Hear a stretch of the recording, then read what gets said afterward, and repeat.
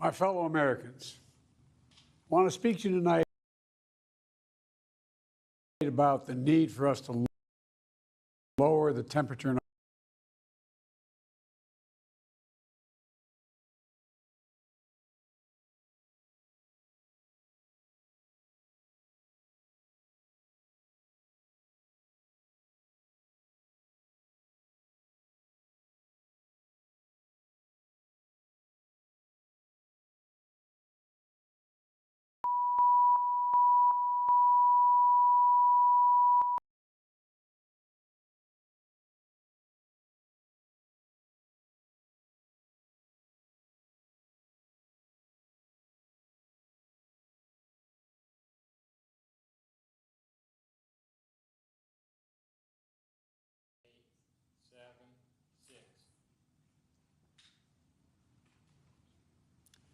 My fellow Americans, I want to speak to you tonight about the need for us to lower the temperature in our politics. And to remember, while we may disagree, we are not enemies. We're neighbors, we're friends, co-workers, citizens, and most importantly, we're our fellow Americans. We must stand together. Yesterday's shooting at Donald Trump's rally in Pennsylvania calls on all of us to take a step back, take stock of where we are, how we go forward from here. Thankfully, former Trump is not seriously injured. I spoke with him last night. I'm grateful. He's doing well, and Jill and I keep him and his family in our prayers. We also extend our deepest condolences to the family of the victims who was killed. Corey was a husband, a father, a volunteer firefighter, a hero, sheltering his family from those bullets. We should all hold his family and all those injured in our prayers. Earlier today, I spoke about an ongoing investigation. We do not know the motive of the shooter yet. We don't know his opinions or affiliations.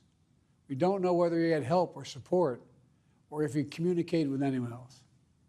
Law enforcement professionals, as I speak, are investigating those questions. Tonight, I want to speak to what we do know. A former president was shot, an American citizen killed, while simply exercising his freedom to support the candidate of his choosing. We cannot, we must not go down this road in America. We've traveled it before throughout our history.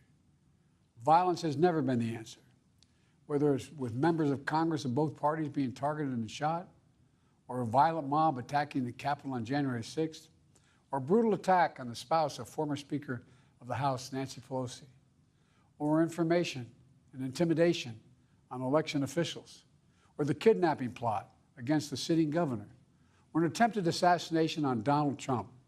There is no place in America for this kind of violence, or for any violence ever. Period. No exceptions. We can't allow this violence to be normalized. You know, the political record in this country has gotten very heated. It's time to cool it down. We all have a responsibility to do that. Yes, we have deeply felt strong disagreements. The stakes in this election are enormously high. I've said it many times that the choice in this election we make in this election is going to shape the future of America and the world for decades to come. I believe that with all my soul. I know that millions of my fellow Americans believe it as well. And some have a different view as to the direction our country should take. Disagreement is inevitable in American democracy. It's part of human nature.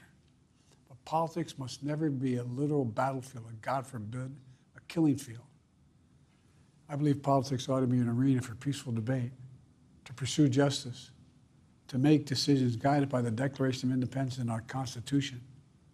We stand for an America, not of extremism and fury, but of decency and grace. All of us now face a time of testing as the election approaches. And the higher the stakes, the more fervent the passions become. This places an added burden on each of us to ensure that no matter how strong our convictions, we must never descend into violence. The Republican convention will start tomorrow. I have no doubt they'll criticize my record and offer their own vision for this country. I'll be traveling this week making the case for our record and the vision, my vision of the country, our vision.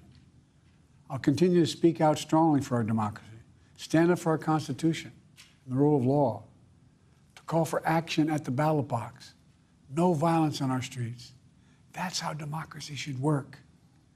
We debate and disagree.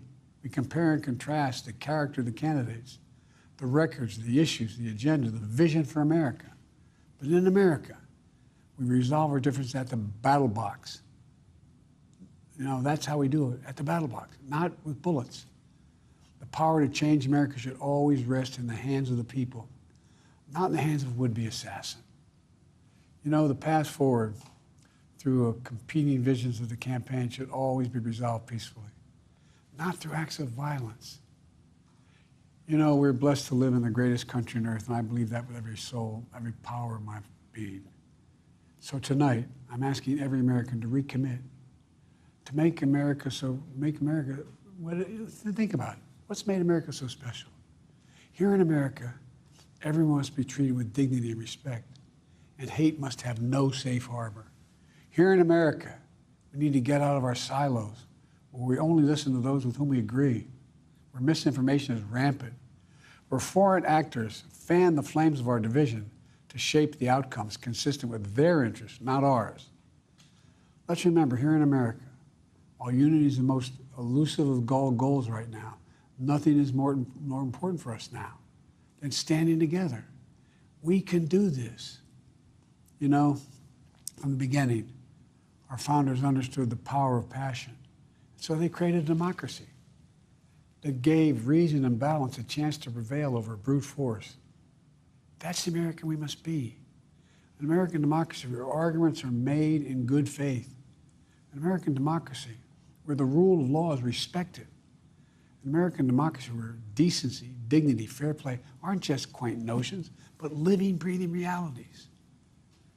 We owe that to those who come before us, to those who gave their lives for this country. We owe that to ourselves.